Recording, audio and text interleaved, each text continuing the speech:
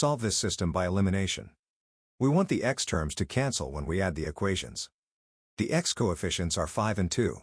Their least common multiple is 10. Use 2 on row 1 and negative 5 on row 2. That gives positive 10x and negative 10x.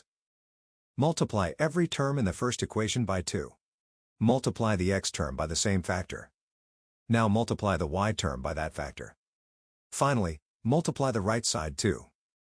Multiply every term in the second equation by negative 5.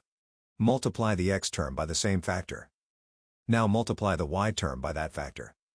Finally, multiply the right side too. Add the aligned equations. The opposite x terms cancel. The x terms cancel. The y terms combine to 11y, and the right sides combine to negative 44. Divide both sides by 11. That leaves y equals negative 4. Use y equals negative 4 in the first original equation. Replace y with negative 4. The remaining x term equals negative 10. Divide both sides by 5. X equals negative 2. The solution is x equals negative 2 and y equals negative 4. It makes both original equations true.